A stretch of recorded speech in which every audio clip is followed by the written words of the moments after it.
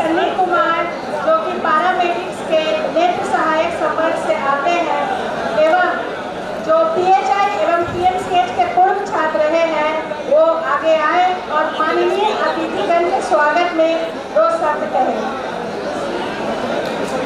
आदरणीय इस कार्यक्रम के मुख्य अतिथि हमारे माननीय स्वास्थ्य मंत्री सह कृषि मंत्री महोदय जी, मंच पर आसीन समस्त देवतुल्य अतिथिगण, विशिष्ट अतिथि doctor professor SN Sinha sir ji जो कुलपति हैं Bihar university of health science के, डॉक्टर विमल कारक सर जी जो पैट्रॉन है इस कार्यक्रम के, साथ ही इस कार्यक्रम को इतना सुंदर बनाने के लिए हम लोगों का काफ़ी मार्गदर्शन किए हैं, डॉक्टर सुदामा प्रसाद सर जी, डॉक्टर नीतीश सर जी, डॉक्टर जायसवाल सर जी, आप सभी का मैं तहे दिल से धन्यवाद करता हूं।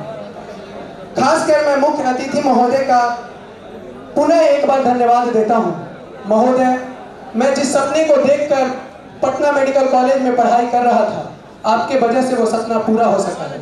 अब हमारे पास आपसे मांगने के लिए है ही क्या, अब तो मैं बस बची खुची कमियों को आपके सामने अनुरोध कर सकता हूं और आपसे यह दिशा निर्देश मांग सकता हूं, आपसे अवश्य कार्रवाई करने के लिए। यदि सही लगे तो आप करेंगे, नहीं लगे तो नहीं करेंगे। आप ही के कारण हमारा इस उम्र में सरकारी नौकरी हो सका। मैं एक नेत्र सहायक हूं और यह एक ऐतिहासिक रहा है कि 236 पदों पर नेत्र सहायक की बहाली जो पहले आती ही नहीं थी, आपके कार्यकाल में आई। साथ ही तुरंत 2 वर्षों के भीतर 220 पदों की NHM की तहत बहाली की भी आपने घोषणा की है। मैं संपूर्ण पैरामेडिक्स खासकर नेत्र सहायकों की तरफ से आपका चरण वंदन करता हूं महोदय, लंबे अरसे के बाद आपके कार्यकाल में बहाली आई, NHM के तहत 220 पदों पर बहाली की घोषणा हुई। साथ ही हम सभी बिहारवासी इस बात पर गर्व करते हैं कि आपके अगुवाई में राज्य में नए नए मेडिकल कॉलेज व आईवेंट खुल रहे हैं। PMCH विश्व स्तरीय अस्पताल बनने जा रहा है। IGIMS में वर्ल्ड क्लास नेत्र सुविधा दिया जाना है। राज्य के मरीजों को पहले चेन्नई, हैदराबाद आदि जाना पड़ता था आंख की सुविधा लेने के लिए, लेकिन आपके कार्यकाल में IGIMS में वर्ल्ड क्लास नेत्र सुविधा दिया जा रहा है महोदय। इसके लिए मैं संपूर्ण नेत्र सहायक और पैरामेडिक संवर्ग की ओर से आपको धन्यवाद देता हूं। महोदय, इतने सारे नेत्र सुविधाओं को आपने किया है, इसके लिए मैं बस एक छोटा सा आपसे अनुरोध या आपको ध्यान आकृष्ट करते हुए कहना चाहूंगा कि नेत्र सहायकों के लिए कुछ अस्थायी बहाली की भी व्यवस्था कर देते तो लंबे समय से बेरोजगार चल रहे इस संवर्ग के सभी साथियों का कल्याण हो पाता। महाशय, हम सभी विकसित भारत के सपने को पूरा होते देख रहे हैं और लंबे समय में बिहार सरकार में हम सभी डिप्लोमा के आधार पर सेवा दे रहे हैं। यदि हम सभी का अपग्रेडेशन हो पाता तो हम अपेक्षाकृत अधिक गुणवत्तापूर्ण सेवा दे पाते। इसलिए मैं महोदय से एक छोटा सा अनुरोध यह भी करना चाहूँगा कि हम सभी वैसे कर्मी जो डिप्लोमा के आधार पर सरकारी नौकरी में हैं, उनको फिजियोथेरेपी के तर्ज पर अपग्रेड करते हुए बैचलर डिग्री में कराने की प्रयास करेंगे तो हमारे लिए कुछ कल्याणकारी कदम यह साबित होगा। महोदय, हम नेत्र सहायक आपके सुदूर अस्पतालों में संपूर्ण नेत्र जांच और प्राथमिक नेत्र उपचार का कार्य करते हैं। PHC, CHC अनुमंडलीय अस्पतालों में महोदय, ऐसे में हमारा पद नाम मरीजों में असंतोष पैदा करता है।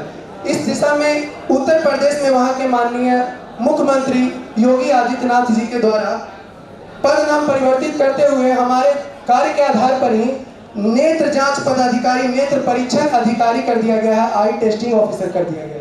इससे वहां सेवा ले रहे मरीजों में संतोष की भावना होती है और मैं महोदय से आग्रह करूंगा कि यदि सही हो तो हमारे राज्य में भी इस तरह के कार्य किए जाएं जिससे हमारा कल्याण हो सके।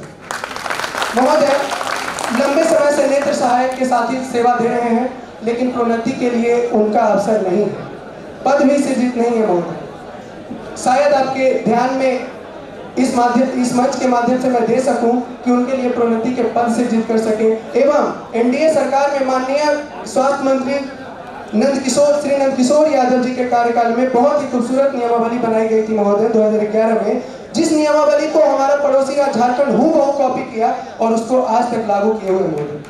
हमारे यहाँ उसमें से प्रोन्नति के कई अवसर हटा दिए गए हैं। महोदय से मैं आग्रह करूंगा कि उसमें संशोधन हो सके, यदि महोदय को सही लगे तो उसको संशोधित करने की कृपा करें।